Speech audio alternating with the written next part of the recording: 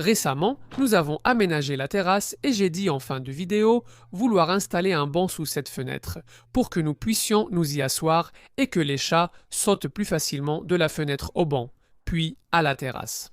Le problème, c'est que nous avons un espace limité entre cette marche en béton et le bord de la terrasse. Qui mesure 35 centimètres. Je vais faire ce projet uniquement avec des lithos récupérés sur le toit de notre bungalow l'an dernier, quand nous avons refait la toiture, et que j'avais gardé de côté.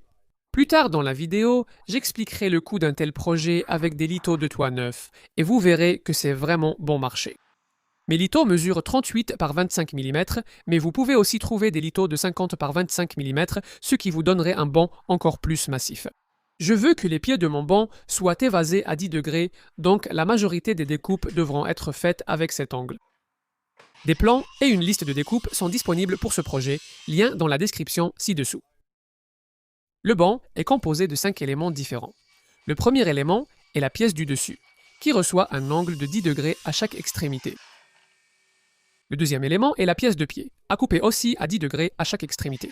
J'ai réussi à faire une de mes coupes dans la mauvaise direction, donc ça va me poser problème plus tard. Le troisième élément concerne les pièces de jonction inférieures des pieds, très courtes, donc impossible d'utiliser mon butoir. Je travaillerai en suivant un trait sur la butée de la scie à onglet électrique. Je veux seulement vérifier que chaque pièce a bien la même taille. Encore une fois, 10 degrés à chaque extrémité. Le quatrième, la traverse inférieure, aussi 10 degrés à chaque extrémité. Et enfin, les pièces de jonction supérieures, qui sont les seules à avoir des coupes à 90 degrés aux deux extrémités. Et une fois toutes les découpes terminées, il reste la tâche ardue du ponçage, mais je vais seulement poncer les faces intérieures et je ne cherche pas la perfection non plus. Ce bois est brut de sciage et ça me va très bien. Ce sera un banc de jardin rustique, mais ce que je ne veux pas, c'est des échardes ou quoi que ce soit qui pourrait accrocher les vêtements, la peau ou autre chose comme ça. Voilà, toutes mes pièces sont maintenant prêtes à être assemblées. J'ai fait un dessin en 3 dimensions pour cette construction, juste pour savoir dans quel ordre assembler les éléments. Et la toute première couche est une pièce du dessus. Ensuite, je vais trouver le centre de celle-ci, car c'est là que je devrais placer une de mes cales. Je vais simplement m'assurer que c'est bien centré, puis je vais mesurer jusqu'à l'extrémité, et cette mesure est de 498. Donc, je vais placer chacun à 498 de cette extrémité. De cette façon, ils devraient tous bien s'aligner, et j'utilise une colle polyuréthane pour cela. C'est une colle D4, ce qui signifie qu'elle convient pour une utilisation en extérieur.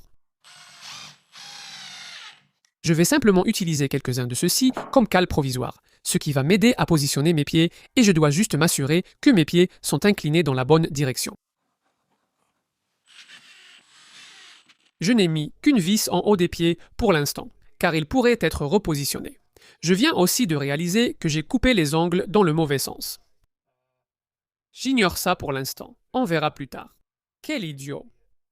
Je peux maintenant ajouter une autre pièce au-dessus et vérifier l'alignement. Avant d'ajouter ces vis, je veux juste m'assurer que mes pieds ont la bonne inclinaison.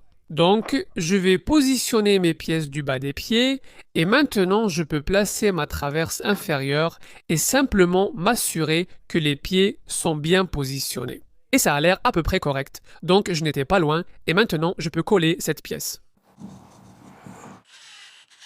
À partir de maintenant, il suffit de répéter le même processus, et maintenant je sais que tout est bien positionné, donc la suite devrait être facile. C'est la première fois que j'utilise la colle polyuréthane de Soudal. Avant, j'utilisais celle de Everbuild, mais je préfère celle-ci car elle mousse moins, donc c'est moins salissant, et elle a une meilleure buse et un meilleur bouchon. Je mettrai un lien vers cet adhésif ci-dessous. Les vis que j'utilise sont simplement des vis à bois ordinaires, pas en acier inoxydable ni des vis pour terrasse, qui seraient normalement le meilleur choix pour une utilisation en extérieur. Mais je les utilise surtout pour bien serrer les assemblages de toute façon, car c'est la colle qui va faire tout le travail ici. En fait, j'utilise les vis au lieu des serre-joints.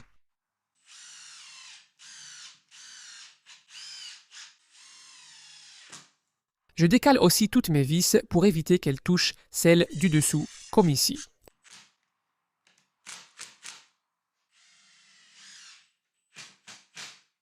Une erreur ne suffit jamais, n'est-ce pas? J'ai donc décidé d'en faire une deuxième pour vous. Comme vous pouvez le voir, j'ai mal ordonné ces lattes du bas, donc je vais en couper une autre et l'ajouter au milieu ici, juste pour que ce soit symétrique. Il n'y a aucune raison fonctionnelle d'en ajouter une autre, mais Je vais quand même le faire, simplement parce que ce sera plus joli. quelques traverses inférieures suffisent en solidité, mais j'en ajouterai 2 au centre. On pourrait aussi en mettre une dans chaque espace si on le souhaite. En y repensant, je regrette un peu de ne pas avoir fait ça, car avec des lattes en bas comme en haut, le banc aurait eu un meilleur aspect.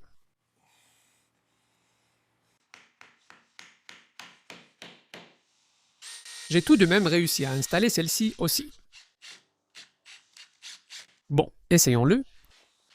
C'est vraiment assez solide. Il y avait un peu de flexibilité, mais les pièces de jonction centrale et les rails du bas aident vraiment. Les jonctions centrales réduisent la portée et verrouillent tout le panneau supérieur, ce qui réduit beaucoup la flexibilité, et les rails du bas empêchent les montants de s'écarter quand on applique du poids sur le dessus. Cela dit, des lithos de toit de 50 mm rendraient probablement l'ensemble encore plus solide, donc ce serait ma recommandation si vous envisagez d'en construire un. Maintenant, pour corriger cette première erreur, je règle ma scie circulaire à 20 degrés et je peux faire une coupe pour que les pieds soient inclinés de 10 degrés dans la direction opposée, car c'est ainsi qu'ils auraient dû être coupés dès le départ à la scie à onglet. Dans cette séquence, on voit que l'angle est un peu décalé, ou bien que je n'ai pas posé ma semelle de scie bien à plat contre les côtés du banc. Je ne suis pas sûr, mais ce n'était pas un souci car je vais tout passer à la ponceuse à bande. À ce moment, je pourrais vérifier que le bas des pieds est bien plat pour qu'il repose correctement. J'ai aussi poncé le reste du banc. Comme c'est un banc rustique, je n'utiliserai pas la ponceuse excentrique. Je veux seulement enlever les échardes et les parties rugueuses. Et j'ai aussi arrondi les bords. J'ai mis 2 couches de produit sur les extrémités coupées de mon banc pour éviter la pourriture et les dégâts d'insectes. J'ai vérifié que ce produit est sans danger pour les animaux, car le banc sera sur la terrasse. La boîte précise qu'une fois sec, il ne présente aucun risque, donc c'est parfait. J'ai utilisé du mastic pour boucher d'anciens trous de clous.